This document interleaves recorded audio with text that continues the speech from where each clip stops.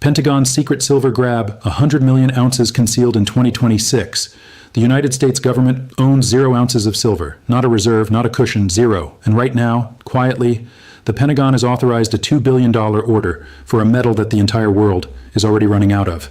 100 million ounces being pulled from a market that simply does not have it. And when a sovereign military buys at any price the market demands, what do you think happens to that price? The answer is already in motion. Welcome to the hidden currency, the one place where the financial story beneath the financial story is told with clarity, precision, and no apology. Now, if you are someone who has lived long enough to watch governments make promises, break those promises, and then quietly rewrite history, then this channel was built for you. Do us a small favor, the kind that costs nothing, but means everything. Hit that subscribe button. Think of it as leaving a light on, so the next important briefing finds its way back to you. And before we go any further, tell us in the comments below, where in the world are you watching from today? Because this story does not belong to one country. It belongs to anyone who is paying attention. Now, let's get to work. There is a number sitting at the center of one of the most consequential financial stories of this decade. That number is not a trillion. It is not a billion. It is not even a million. That number is 0. The United States government, the most powerful military and economic apparatus ever assembled in human history, currently holds 0 ounces of silver in its national defense stockpile. Not a reduced position, not a strategic minimum, 0. And the implications of that single number are about to rewrite the economics of an entire commodity market. To understand how a nation arrives at 0, one must go back to a time when the opposite was true. For most of the 20th century, the United States held billions of ounces of silver in its national defense stockpile. This was not a financial investment. It was not speculation. It was pure operational logic built by people who understood what war actually requires. Silver is not simply a monetary metal that sits in a vault and holds symbolic value. It is an industrial and military necessity with properties that no other metal on Earth can fully replicate. Silver conducts electricity better than any other known material. It reflects more light than any surface coating available to engineers. It resists corrosion in environments that destroy copper and aluminum alike. These are not minor advantages. These are the reasons why silver is embedded inside guided missiles, radar detection systems, drone communication arrays, night vision optics, submarine sonar components, and the electrical contacts of virtually every advanced weapons platform that the United States military manufactures and deploys. The military's true consumption of silver has always been substantially larger than what public-facing demand data suggests. And that gap between public knowledge and operational reality is not accidental. It is deliberate. In the mid-1990s, 5 federal agencies, including the Department of Defense and the Department of Energy, quietly stopped reporting silver inventory data to the public. When a government stops counting something, there are only 2 possible explanations. Either the number stopped mattering or the number became inconvenient. In this case, history has made clear that it was the latter. The silence was not administrative. It was strategic. And it preceded one of the most consequential commodity decisions the United States government has ever made. By the year 2002, the United States had sold its entire silver stockpile into the open market, every last ounce. The reasoning offered at the time carried the full confidence of an era that believed it had solved the fundamental problems of global supply. The argument was straightforward, and at the time, it seemed reasonable to those who made it. The free market, they said, would always provide adequate supply of any material that a modern economy or military required. There was no need for government reserves when globalization promised stable, low-cost supply chains stretching across every continent. There was no need to store silver when someone, somewhere in the world, would always be mining it and selling it. That was the ideological high point of post-Cold War thinking. The assumption was built on 3 beliefs that have since collapsed entirely. The first belief was that geopolitically stable supply chains would persist indefinitely. The second belief was that no adversary would ever gain meaningful control over the extraction or processing of metals essential to American weapon systems. The third belief was that a government strategic reserve was therefore nothing more than redundant overhead, an expensive relic of a paranoid era that the modern world had outgrown. Every one of those beliefs has now been proven wrong. China today controls the processing of a significant share of the world's critical minerals. Global supply chains have demonstrated precisely the kind of fragility that the stockpile was originally designed to protect against. And the metals that were once dismissed as commodities freely available on the open market have been reclassified, formally and legally, as national security inputs. The era of assumption-based supply chain management has ended. What is replacing it is a scramble, and the United States is starting that scramble from the worst possible position. They sold everything, and now they need it back. The nation that once held billions of ounces of a critical war metal decided, in a moment of ideological confidence, that it would never need a reserve again. That decision has aged badly. The question now is not whether the United States needs to rebuild its silver stockpile. That question has already been answered. The question that matters to every serious investor, every supply chain executive, and every business leader reading the structural signals correctly is far more urgent. What happens to the price of silver when the world's largest military enters the market to buy 100 million ounces from a position of zero? That answer is coming next. Most people never see the moment when government policy transforms into market force. They read the headlines afterward. They notice the price after it has already moved. They ask the question after the window has already closed. What separates serious decision makers from everyone else is not intelligence. It is timing. And the timing of what the United States government has quietly set in motion inside the silver market is something that very few people outside of defense procurement circles and sovereign resource strategists are currently tracking with the seriousness it deserves. Here is what actually happened. And the sequence matters enormously. In late 2025, the United States Geological Survey did something it had never done before in its institutional history. It formally designated silver as a critical mineral. Those three words carry legal and financial consequences that most financial commentators have either missed entirely or dramatically underestimated. A critical mineral designation is not a press release. It is not a symbolic gesture from a government agency looking for relevance. It is the federal government's legal architecture for reclassifying a material from a market commodity into a national security input. And that reclassification unlocks a specific set of authorities, funding mechanisms, and procurement mandates that simply do not exist for ordinary commodities. When silver became a designated critical mineral, it crossed a threshold. It moved from a world governed by market logic into a world governed by national security logic. And in the world of national security logic, price is not the primary variable. Availability is. A military procurement officer operating under a national security mandate does not ask whether silver is expensive. He asks whether the required quantity can be obtained within the required timeline. That is a fundamentally different question, and it produces fundamentally different behavior in a market that was already structurally stressed before any sovereign buyer arrived. The Defense Logistics Agency, which serves as the procurement arm of the United States Department of Defense, received formal authorization to enter the physical silver market as a sovereign buyer. The operative phrase in that authorization is one that should command the full attention of every person watching commodity markets right now. They are authorized to purchase at any price the market demands. Read that again slowly. Any price the market demands. This is not a budget-constrained purchasing department negotiating for the best deal.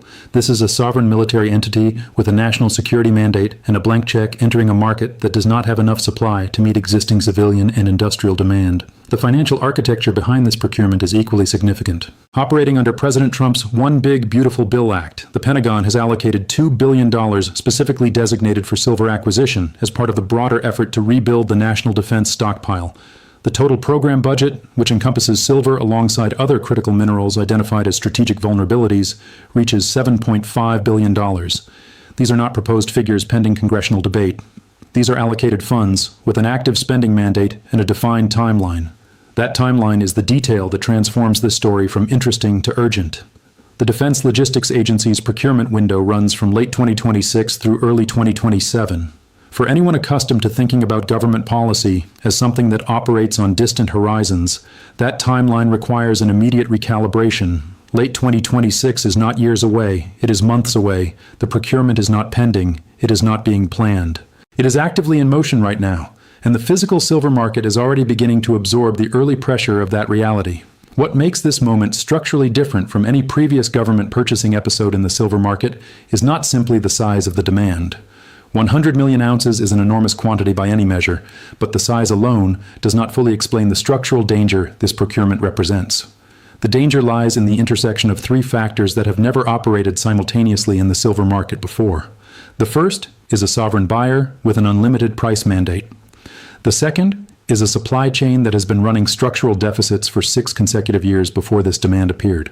The third is a geopolitical environment that makes alternative sourcing from adversary-controlled supply chains a political and strategic impossibility. Each of those factors alone would be significant. Operating together, simultaneously within a compressed procurement timeline, they create a supply-demand equation that the silver market has no historical precedent for resolving quietly. The mechanism is now set. The authorization is signed, the funding is allocated, the timeline is active, and the market that must absorb this demand is already running on empty before the largest single buyer in the room has placed its first order. There is a particular kind of danger that builds slowly, quietly, and without dramatic announcement. It does not arrive with a warning siren. It does not appear on the front page of financial newspapers until it is far too late for ordinary observers to act on the information. It accumulates in the background year after year in the form of small gaps between what the world produces and what the world consumes.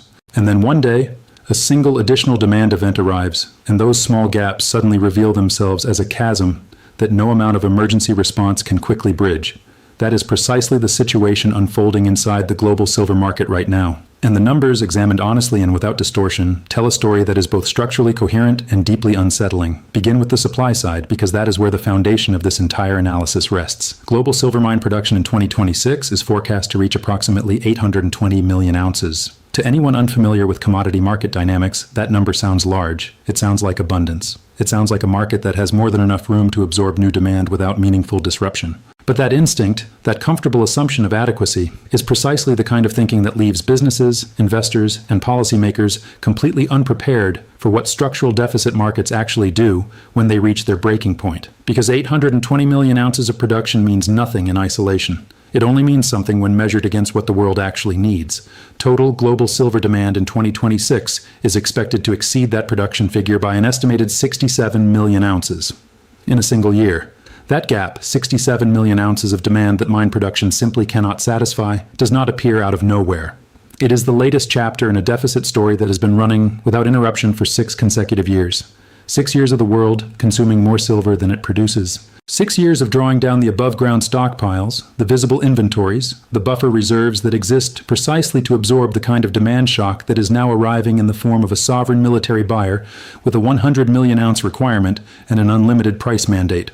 Those 6 years of structural deficit have done something that cannot be undone quickly. They have consumed the cushion. The above-ground silver inventory that once existed as a meaningful buffer between supply disruption and price crisis has been steadily eroded by a world that needed more silver than it could mine. And the industries driving that demand are not slowing down. They are accelerating. The green energy transition has placed solar panel manufacturing at the center of global industrial policy across dozens of nations simultaneously. Every silicon-based solar panel requires silver for its electrical contacts. There is no commercially viable substitute at scale. Global solar installation targets for 2026 and beyond require silver consumption that alone would strain mine production even if military procurement had never entered the equation. The semiconductor industry, which underpins every dimension of the artificial intelligence infrastructure build-out currently consuming hundreds of billions of dollars in capital investment, relies on silver for critical electrical connections that cannot be compromised without degrading performance. Electric vehicle manufacturing, data center construction, advanced medical device production, and 5G network infrastructure deployment are all simultaneously competing for silver supply that the mining industry cannot expand quickly enough to satisfy. Mine supply does not respond to demand signals the way a factory adjusts its output. Opening a new silver mine requires years of geological survey work, environmental permitting, infrastructure construction, and capital investment before a single ounce reaches the market. The lead time between identifying a new silver deposit and bringing it into meaningful production typically runs between 7 and 15 years. There is no switch to flip. There is no emergency production lever that governments or mining companies can pull to rapidly close a 67 million ounce annual deficit, let alone absorb an additional 100 million ounce sovereign procurement demand on top of it. And here's the detail that reframes everything examined so far. The silver that the Pentagon needs cannot be sourced from adversary-controlled supply chains. China's dominant position in critical mineral processing is not an abstract geopolitical talking point. It is an operational constraint that eliminates a significant portion of the global silver supply infrastructure from consideration as a viable source for United States military procurement. The effective available supply pool is therefore meaningfully smaller than the headline production figures suggest. 3 forces are now operating in the same market at the same time. A sovereign buyer with unlimited price authorization, a supply chain that has been bleeding deficits for 6 consecutive years, and a geopolitical constraint that removes a substantial portion of global production from the available supply equation entirely. Markets that face this kind of simultaneous pressure do not adjust gradually. They do not find equilibrium through slow, orderly price discovery. They gap. They move in ways that surprise everyone who is not watching the structural mechanics build beneath the surface. And the businesses, investors, and entrepreneurs who understand what is coming before it fully arrives are the ones who will be positioned on the right side of what follows. History does not announce itself. It does not send a formal invitation to the people it is about to affect. It does not pause and wait for businesses to finish their quarterly planning cycles, for investors to complete their portfolio reviews, or for entrepreneurs to feel ready before it begins moving. History simply moves. And the people who recognized the structural signals before the movement became visible to everyone else are the ones whose names appear later in the case studies, the ones held up as examples of foresight, discipline, and strategic clarity. The silver market in 2026 is one of those moments. The signals are visible right now to anyone willing to look at the mechanics honestly and without the distortion of conventional financial commentary.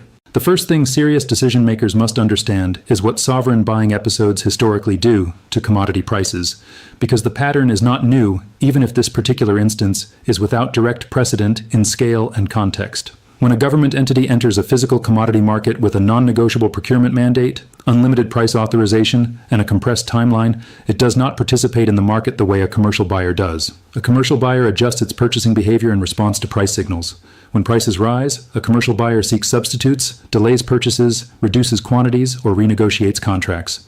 A sovereign military buyer operating under a national security mandate does none of those things. It buys what it needs, when it needs it, at whatever price the market requires. That behavioral difference is not minor. It removes the single most important price-stabilizing mechanism that commodity markets rely upon, which is demand elasticity. And when demand elasticity disappears from a market that is already in structural deficit, the price adjustment that follows is neither gradual nor predictable.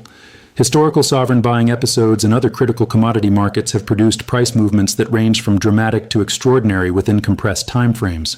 The specific magnitude of what the silver market will experience cannot be stated with mathematical precision because markets are complex systems with multiple interacting variables, but the directional logic is unambiguous. A market already running 67 million ounces short per year, now facing an additional 100 million ounce sovereign procurement demand from a buyer that will not negotiate on price, is a market whose price equilibrium has already been fundamentally disrupted.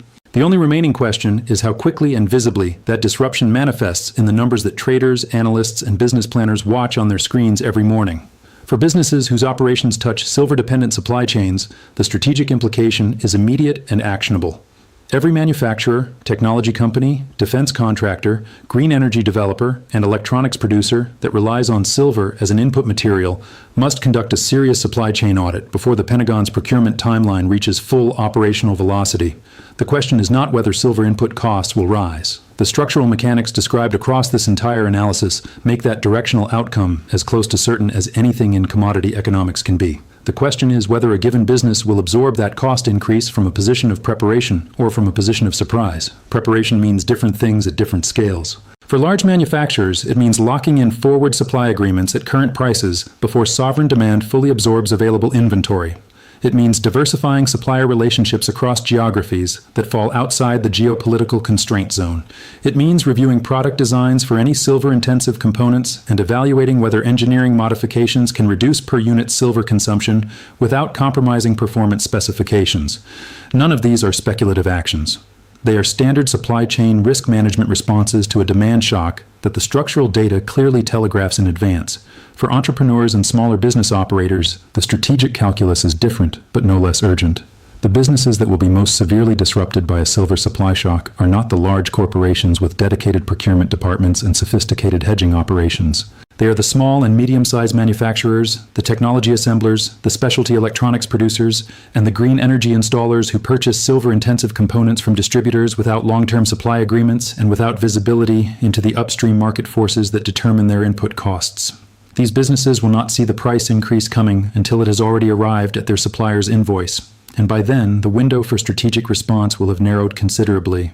The broader lesson that silver's structural story teaches the business community extends well beyond this single commodity. What the silver situation reveals is a fundamental shift in the global resource environment that will define the competitive landscape for the next decade. The era of assuming that critical material inputs will always be available at stable prices through reliable global supply chains has ended. The Pentagon's decision to rebuild its silver stockpile from zero is not an isolated procurement event. It is a signal sent by the world's most sophisticated national security apparatus that the assumptions underlying the post-Cold War resource economy have been formally abandoned. Governments that designated critical minerals are telling the business world something important. They are saying that the materials underpinning modern industrial and military capability are no longer reliably available through the open market alone.